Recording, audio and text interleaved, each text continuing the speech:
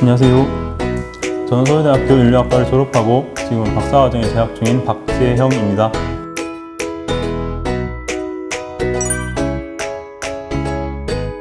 저는 박물관에서 일을 하고 있습니다.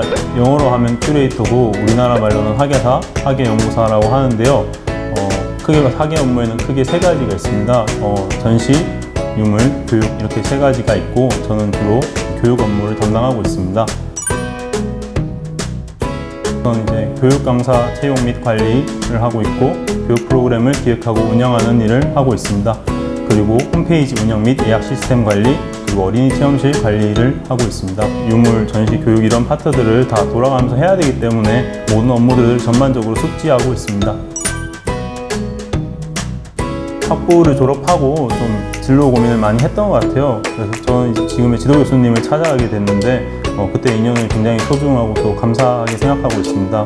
교수님께서 이제 말씀해 주시기를 이제 대학원에 진학해서 이런 인류학 관련 공부를 하면 나중에 박물관에서 일할 수 있는 기회가 있을 거라고 말씀해 주셨고 또 진학을 하고 보니 또 선배들께서도 많은 도움이 되는 조언과 격려를 해 주셨습니다.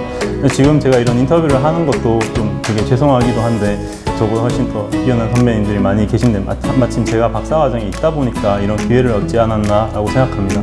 지도 교수님, 강의를 해주신 교수님 그리고 여러 선배님들 덕분에 이렇게 지금 일을 하고 있다고 생각합니다. 학부 때는 인류학에 대해서 잘 몰랐던 것 같아요. 사실 그리고 공부를 하면 할수록 더 심오해서 지금도 잘 안다고 말씀을 드리긴 어려울 것 같은데 저는 일단 인류학을 공부를 시작을 했고 이제 석사과정에 진학을 해서 한국의 민속이라든가 무형문화유산, 전통 이런 것들에 대해 관심을 가졌어요. 그래서 석사 논문을 무형문화유산에 대해서 썼습니다. 그리고 이제 학교 박물관이 지금 학교 다니시는 분들도 잘 어디 있는지 모르는 분들도 굉장히 많으신데요. 저는 이제 학교 박물관에서 한 1년간 연구원 생활을 하면서 그 경력을 토대로 현재의 자리에 와 있고 석사과정에 입학한 게 2015년 3월이니까 한 4년하고 한 반년 정도의 시간을 지금 이 학예 업무에 매진하고 있는 것 같아요.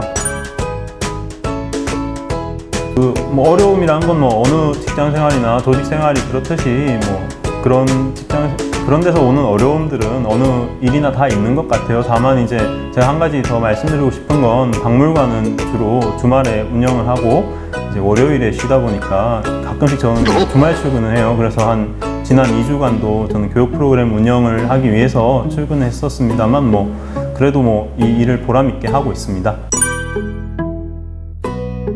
저는 인류학을 공부한 것이 저에게는 상당히 장점이 됐다고 생각합니다. 요즘에는 이제 공고가 나올 때 상당히 전공을 제한적으로 하는 편이에요. 그래서 인류학을 꼭 인류학, 민속학 이런 걸 꼭 전공해야만 하는 그런 공고도 있습니다.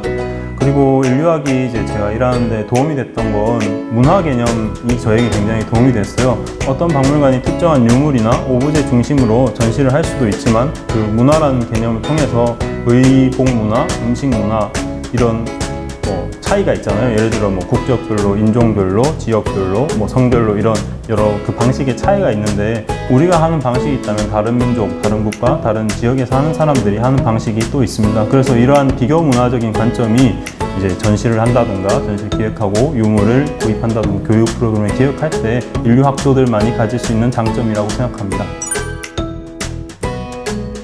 아까 앞에 질문하고도 좀 비슷한 건데 저 같은 경우는 인류학을 전공했다는 것이 저에게는 장점이 됐어요. 사실 제가 처음에 학부에 들어왔을 때보다도 지금은 많이 인류학이라는 것이 대중화된 것 같아요. 오히려 제가 일하는 곳에서는 인류학을 했으면 대부분들 그걸 또 이렇게 알고 계시고 하는 그런 반응이 주를 이루더라고요. 그래서 저 같은 경우는 이제 인류학 관련해서 질문을 받을 때 인류학이 뭐냐 이런 질문 참 많이 받았던 것 같아요. 그래서 딱딱하게 또 4개 분야, 체질 인류학, 언어 인류학, 고고학, 문화 인류학 이렇게 나누는 그런 미국식이 아니라 좀 더 직관적으로 쉽게 설명할 수 있는 그런 설명을 했던 것 같아요. 고등학교 때 이제 사회문화라는 과목을 배우는데 사회에 대해서 배우는 것이 사회학이고 문화에 대해서 배우는 것이 인류학이다. 이렇게 설명하면 조금 쉽게 이해들을 하셨어요. 그 내용에도 보면 문화상대주의, 자문화 중심주의 이런 것들이 나오거든요. 그래서 저한테는 어쨌든 인류학을 공부했다는 것은 굉장히 장점이 되지 않았나라고 생각합니다. 생각엔 관심 있는 후배님들이 대학원에 많이 진학을 하면 좋을 것 같아요.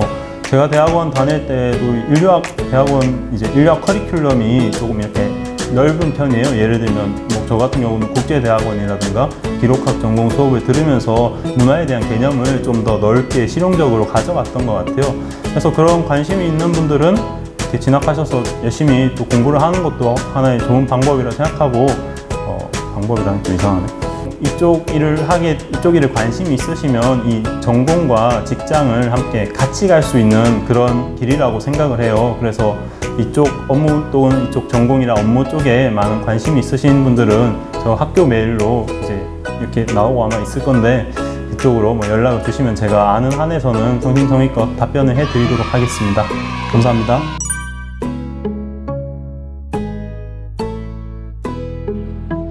뭐든지 일이 되면 좀 재미없지 않나요? 그래서 뭐 이게 좀 그런 건 있는 것 같아요. 그러니까 밖에서 바라보는 어떤 박물관 학예사하고 실제 들어와서 하는 학예사 이런 건 좀 굉장히 차이는 있는 것 같아요. 실제로 저 같은 경우도 막 무거운 것도 굉장히 많이 나르고 이런 몸 쓰는 일도 많이 하는 편이다 보니까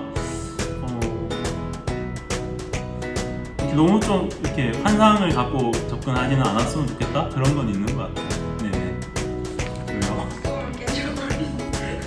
아 근데 이거 중요하니까. 예.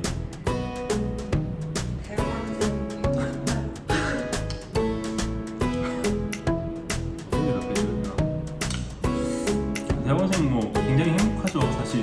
그러니까 자기가 하고 싶어서 왔는데 그게 행복하지 않으면 저는 굉장히 그건 또 불행한 거죠. 그러니까 행복할 수 있는 사람만 이제 대학원에 행복하려고 오는 거겠죠 아무래도. 예.